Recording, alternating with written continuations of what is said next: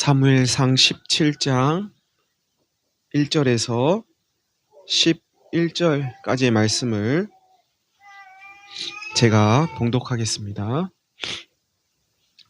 블레셋 사람들이 그들의 군대를 모으고 싸우고자 하여 유다에 속한 소고에 모여 소고와 아세가 사이의 에베스 담밈에 진침해 사울과 이스라엘 사람들이 모여서 엘라 골짜기에 진치고 블레셋 사람들을 대하여 전열을 벌였으니 블레셋 사람들은 이쪽 산에 섰고 이스라엘은 저쪽 산에 섰고 그 사이에는 골짜기가 있었더라. 블레셋 사람들의 진영에서 싸움을 도두는 자가 왔는데 그의 이름은 골리앗이요 가드 사람이라. 그의 키는 6규빗 한 뼘이요 머리에는 노투구를 썼고 몸에는 비늘 갑옷을 입었으니 그 갑옷의 무게가 놋 5천 세겔이며 그의 다리에는 놋 각반을 쳤고 어깨 사이에는 놋 단창을 메었으니 그 창 자루는 배틀채 같고 창날은 철 600세겔이며 방패에 든 자가 앞서 행하더라. 그가 서서 이스라엘 군대를 향하여 외쳐 이르되 너희가 어찌하여 나와서 전열을 벌였느냐? 나는 블레셋 사람이 아니며 너희는 사울의 신복이 아니냐? 너희는 한 사람을 택하여 내게로 내려보내라. 그가 나와 싸워서 나를 죽이면 우리가 너희의 종이 되겠고 만일 내가 이겨 그를 죽이면 너희가 우리의 종이 되어 우리를 섬길 것이니라. 그 블레셋 사람이 또 이르되 내가 오늘 이스라엘의 군대를 모욕하였으니 사람을 보내어 나와 더불어 싸우게 하라 한지라. 사울과 온 이스라엘이 블레셋 사람의 이 말을 듣고 놀라 크게 두려워하니라. 아멘.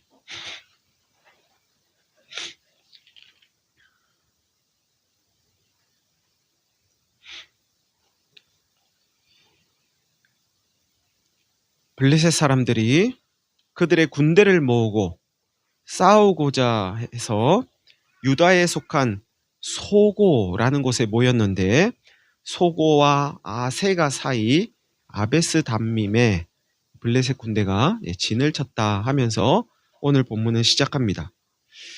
당시 블레셋은 철기 무기를 가진 나라였습니다.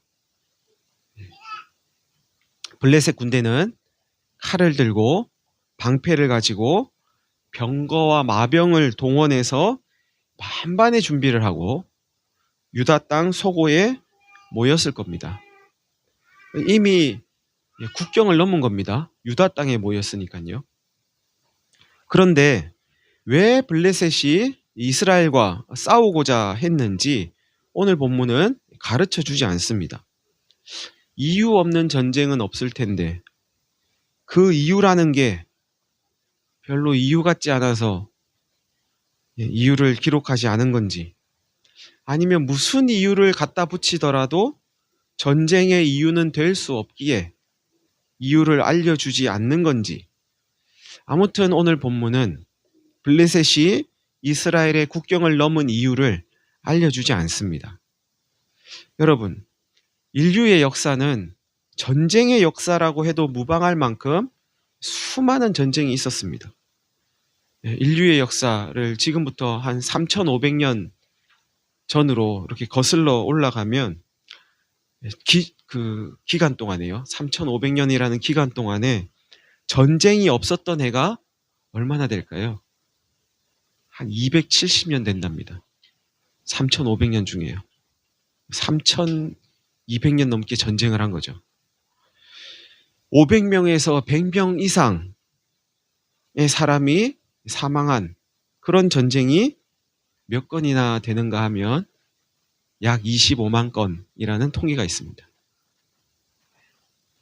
유럽에서, 아시아에서, 아메리카에서, 아프리카에서 어느 곳 하나 전쟁 없었던 곳이 없을 만큼 온 땅이 피를 머금고 있습니다. 지금도 지구촌 이 땅 저 땅이 피를 받아내고 있지요. 저마다 이유를 대면서 서로를 공격하고 있습니다. 눈에는 눈, 이에는 이라고 하는 성경의 가르침은 현실에는 없습니다.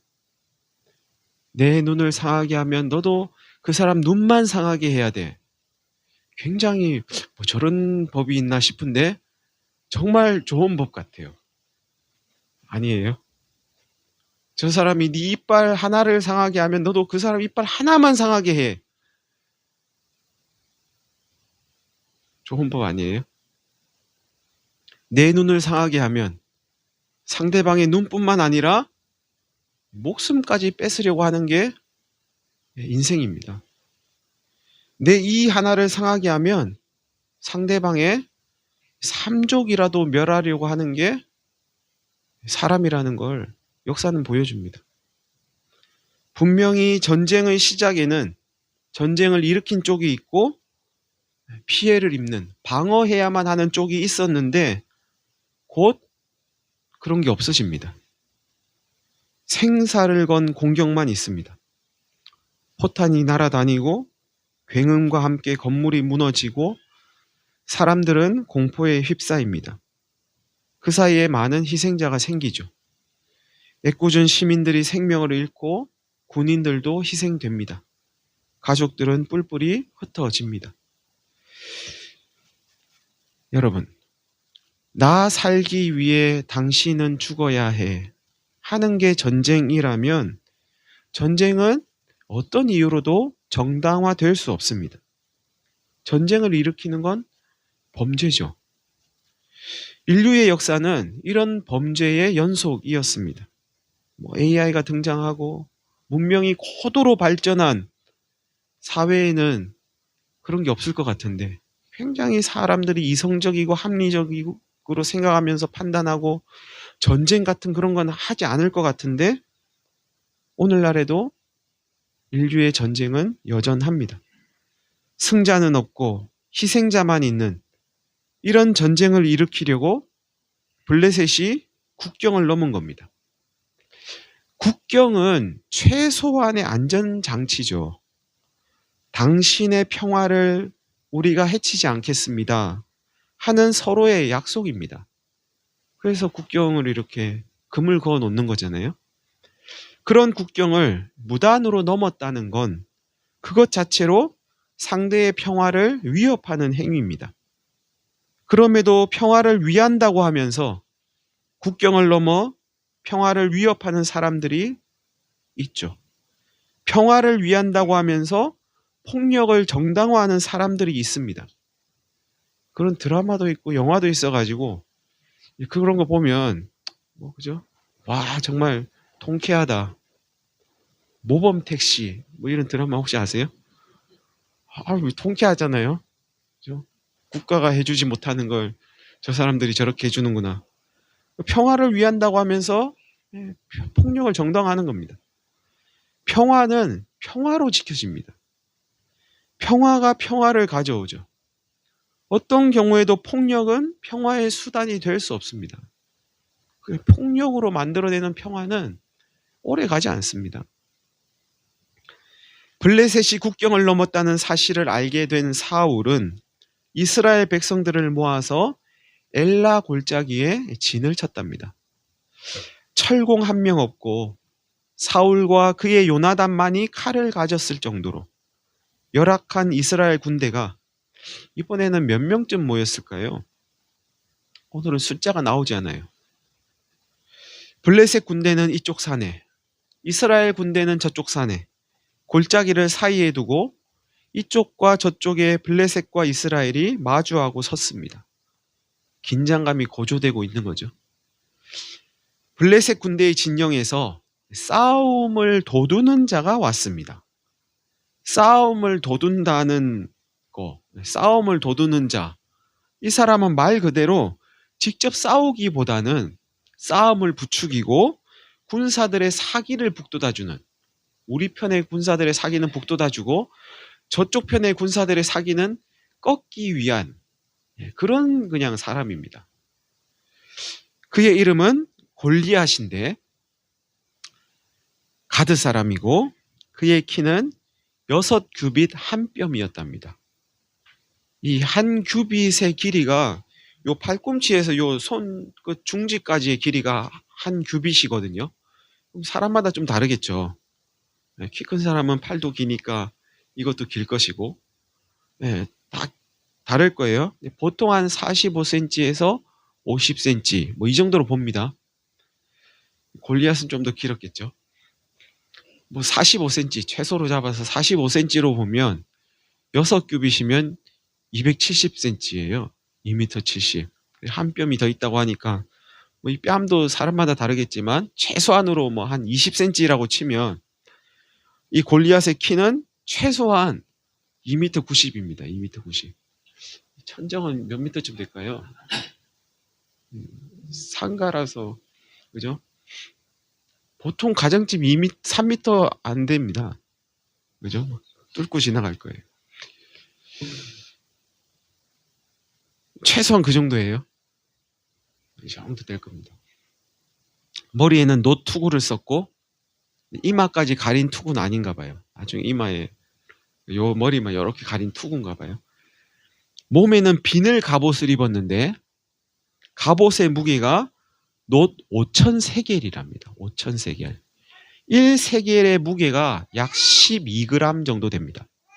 5,000세겔이면 60kg입니다. 60kg. 여러분 몸무게보다 좀 작죠. 그러니까 사람 하나를 업고 있는 거예요. 지금 입고 있는 거예요. 입고. 이 골리앗의 몸무게는 몇 킬로쯤 됐을까요? 키가 3m 정도 되는 골리앗의 몸무게. 한 200kg 됐을까요? 너무 많나요? 150kg요? 예.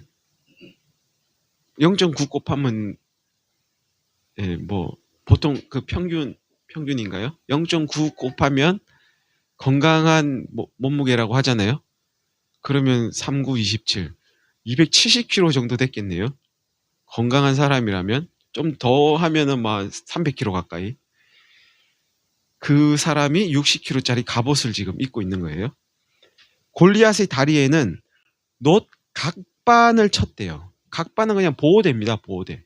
그냥 발목에서 무릎까지 보호할 수 있는 보호대를 찾고 어깨 사이에는 놋 단창을 맸답니다. 그러니까 놋 단창을 이렇게 어깨에서 이쪽 왼쪽 오른쪽 사이에 이렇게 맨 거죠. 창을 가지고 있었는데 창 자루는 배틀채처럼 아주 굵었다는 뜻입니다. 창날은 철 600세겔이었대요. 1세겔이 12g이니까 600세겔이면 약 7kg 정도 됩니다. 7kg. 철날이요. 그러면 뭐 손잡이 이런 거 다 하면 이 창의 무게는 뭐 한 10kg 정도는 됐겠네요. 그리고 골리앗 앞에서 방패 든 사람이 걸어 다니고 있었답니다. 이 사람이 방패를 뭐 얼마나 큰 걸 가지고 다녔는지는 모르겠지만 3m 되는 골리앗의 몸을 막기에는 부족했을 것 같아요. 이 골리앗의 모습이 충분히 상상이 되십니까? 사람 중에는 이런 사람이 없을 것 같은데 예, 옛날에 프랑켄슈타인이라는 영화를 보면 약간 사람인지 사람이 아닌지 거인 같은 그런 사람이 이렇게 나오는 영화가 있었는데 약간 그랬나 싶기도 하고요. 한 발 떼기도 힘들지 않았을까 싶기도 합니다. 자기 몸무게만 300kg에 60kg짜리를 하고 이 사람이 한 발 떼고 움직이기나 했을까? 칼을 10kg짜리를 한번 휘둘렀다가 제자리로 오려면은 또 자세를 잡으려면 그것도 쉽지 않았을 것 같기도 하고요. 이 사람이 제대로 싸울 수나 있었을까? 3m 300kg 60kg 갑옷에 10kg 창. 싸우려는 사람이라기보다는 그냥말로 그냥 싸울 힘을 북돋아 주고 그냥 겁주는 사람이 아니었을까 싶어요. 그런데 이런 골리앗을 한마디로 말하면 힘의 상징이라고 할 수 있습니다. 블레셋은 이 골리앗을 앞세워서 이스라엘에게 지금 힘자랑하고 있는 거죠. 너희들 보고 있냐? 키가 3m야 3m. 갑옷 무게만 60kg야. 창날이 7kg라니까 너희 가진 거 뭐야? 너희 가진 거 한번 내놔봐. 너희에게 뭐 이런 무기가 있기는 해?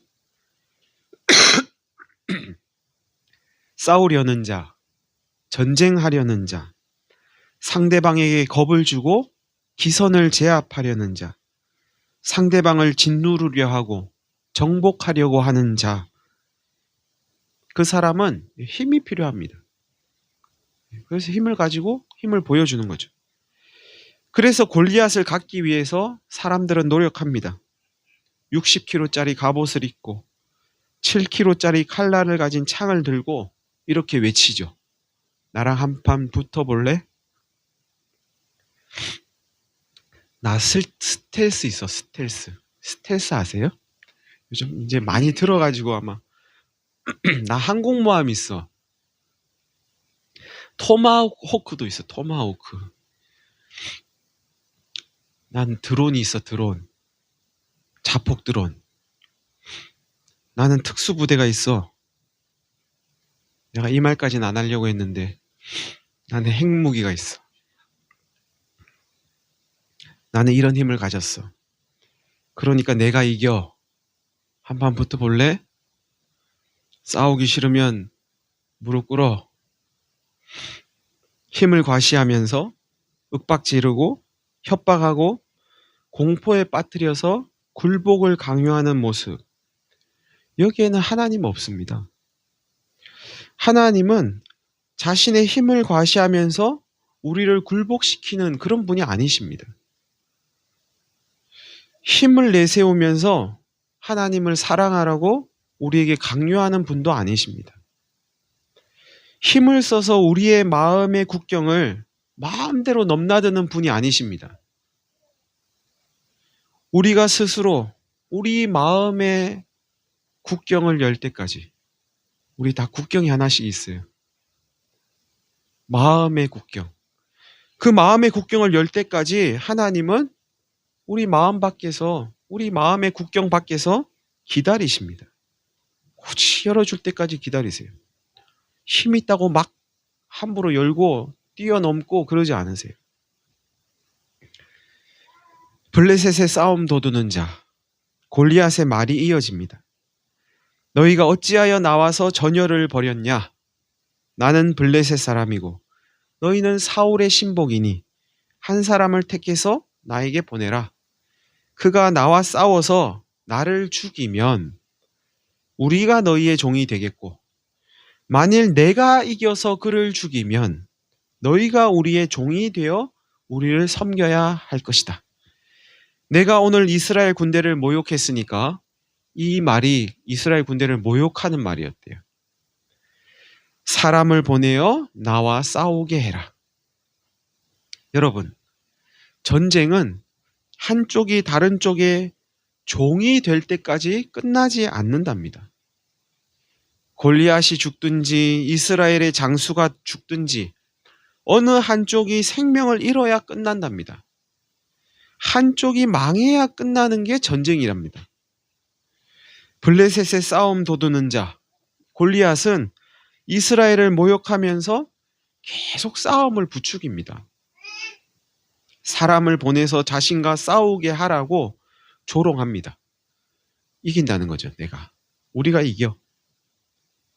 여러분, 블레셋이 걸어온 이 전쟁에서 이스라엘이 이기려면 어떻게 해야 할까요? 골리앗보다 더 키 큰 사람, 한 키가 4m 정도 되고 몸무게는 한 4, 9, 36, 360kg 이상 되는 그런 사람을 앞세우면 블레셋 이길 수 있을까요? 한 100kg 정도 되는 갑옷을 입고 한 20kg 정도 되는 칼날을 휘두를 수 있는, 창을 휘두를 수 있는 그런 장수를 데려오면 이길 수 있겠습니까? 그렇게 해서 골리앗을 이기면 블레셋은 깨끗이 항복할까요? 전쟁이 끝날까요? 블레셋이 다시는 이스라엘의 국경을 넘어오는 그런 일이 일어나지 않겠습니까? 없겠습니까? 이스라엘의 평화는 보장되겠습니까? 혹 블레셋이 키가 한 5m 정도 되는, 계속 이야기하다 보니 너무 이야기가 만화 같은 이야기가 되는 것 같은데요. 몸무게는 한 400kg 정도 되고 그런 사람을 앞세워서 다시 쳐들어오는 일은 일어나지 않겠습니까? 스텔스를 가지면, 항공모함을 가지고 토마호크를 가지면 자폭 드론을 날리고 핵무기를 가지고 첨단 무기를 가지려는 이유가 상대방을 굴복시키기 위한 것이라면, 우리가 너희보다 더 힘이 세, 그러니까 까불지 마, 알아서 기어 아세요? 이런 말은 들어본 적 없으시죠? 알아서 기어. 전 들어봤거든요. 하면서 상대방을 끝내 짓밟기 위한 것이라면 상대방은 더 좋은 무기, 더 강력한 무기를 가지기 위해서 온갖 노력을 기울이지 않겠습니까? 그렇게 서로의 생명을 빼앗는 방식으로 유지되는 세계라면 어느 땅에 평화가 깃들 수가 있겠습니까? 혹 여러분도 힘을 가지기 위해서 힘쓰고 계시지 않습니까? 상대방을 내 발 아래 두어서 좀 부리고 싶어서, 나도 힘을 좀 가졌으면 좋겠다 하는 욕망에 사로잡힐 때가 있지는 않으십니까? 그래서 학벌을 힘이라고 여기고, 자리를 힘이라 여기고, 지위를 힘이라 여기면서 상대방을 굴복시키고 제압하고 정복하기 위해서 힘을 쫓을 때가 혹 있지는 않으시냐는 말씀입니다. 여러분, 학벌이나 어떤 자리나 지위나 그런 건 힘이 아닙니다. 그런 걸 힘으로 여기면 안 됩니다. 무엇보다도 이런 것들을 상대방을 굴복시키고 제압하고 정복하라고 주어지는 것으로 여기시면 안 됩니다. 그런 건 모두 다 섬기라고 주어지는 겁니다. 더 높은 자리, 더 많은 권한은 더 많이 섬기라고 주어지는 겁니다. 그런데 그 자리를 섬김의 자리가 아닌 힘의 자리라고 여기는 순간 군림하게 되죠. 부리게 됩니다, 사람을. 굴복시키고 제압하고 정복하게 되죠. 그때부터 그 자리를 차지하기 위한 싸움이 일어납니다. 그 높은 자리, 그 자리를 섬기는 자리로 알았을 때는 그 자리를 모든 사람이 다 섬기는 자리로 안다고 한번 생각해 보세요. 그럼 경쟁이 그렇게 크게 일어날까요? 야, 저 자리 가가지고 기껏 내가 섬겨야 돼? 이러면 사람들이 기를 쓰고 거기 가려고 할까요?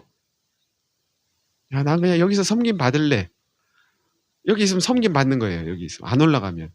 올라가면 올라갈수록 더 섬겨야 될 사람이 많아지고 범위가 넓어지고 더 많이, 더 높이, 더 깊게 섬겨야 된다고 생각해 보세요. 사람들이 그렇게 기를 쓰고 그 자리 가려고 할까요? 물론 섬기는 게 좋아서 그럴 수도 있겠지만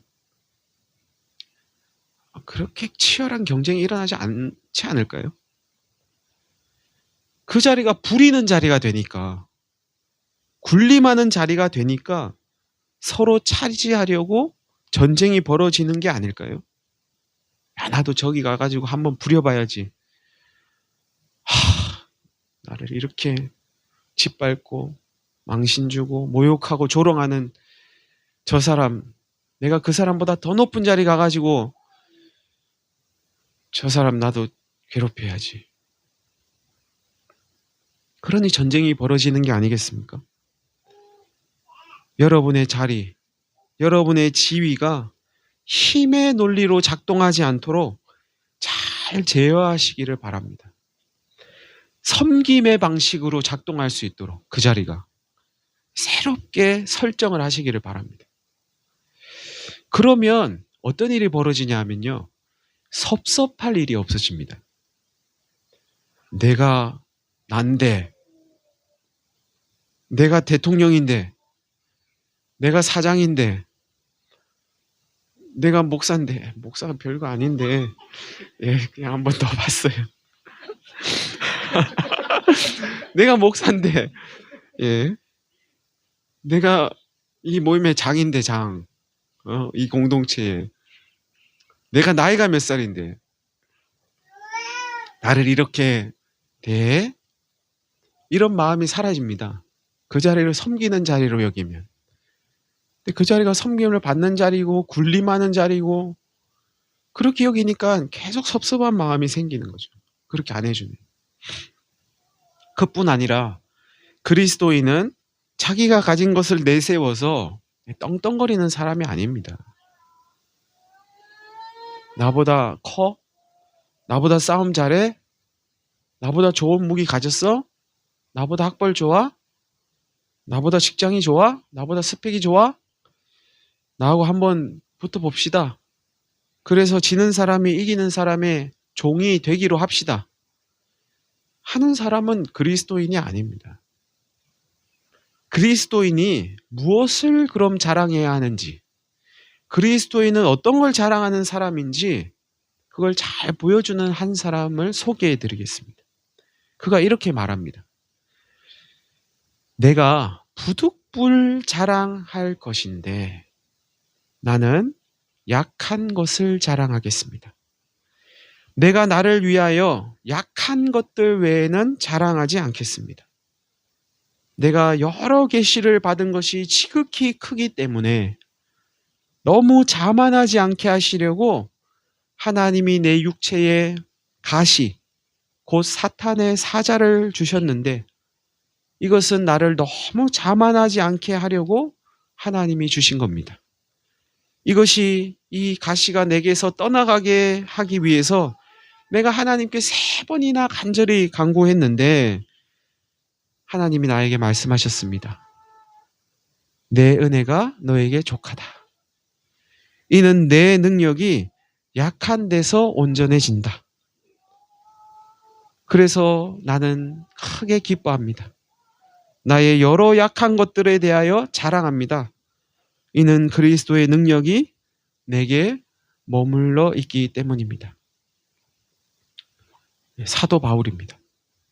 사도 바울은 안질로 인해서, 간질이라는 이야기도 있는데요. 아마 안질이었을 것 같아요.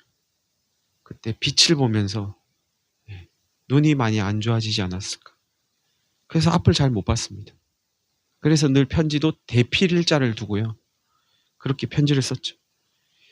그거 고쳐달라고 하나님께 간구했지만 하나님은 내 능력은 약한 데서 온전해져 하는 답만 주셨다는 겁니다. 이에 사도 바울은 나의 약함으로 인해 그리스도의 능력이 내 안에 머물러 있는 것이구나 하면서 자신의 그 약함을 받아들이면서 그리스도의 능력만 자랑했다 하는 말씀입니다.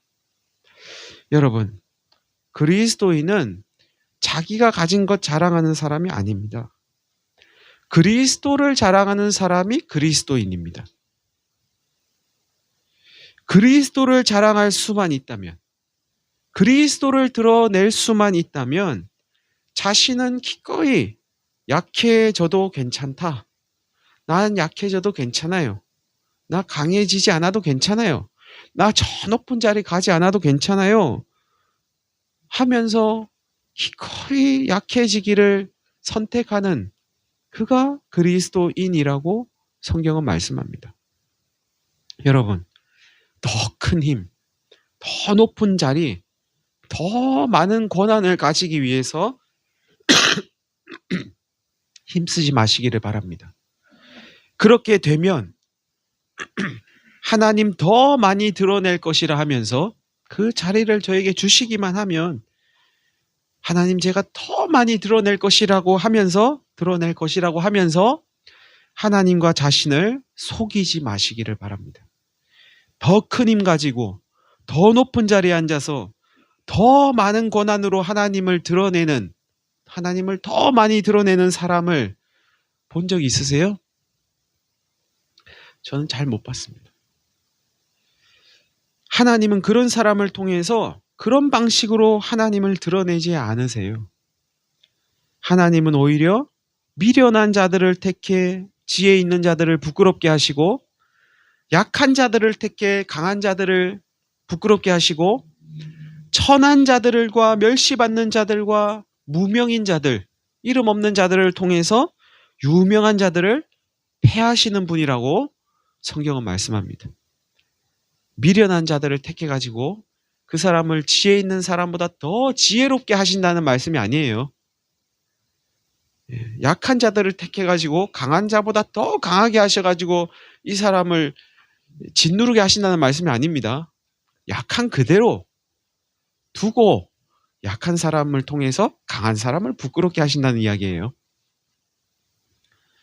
그럼에도 더 큰 힘을 가지게 되고 더 높은 자리에 앉게 되고, 그죠? 그럴 수 있잖아요.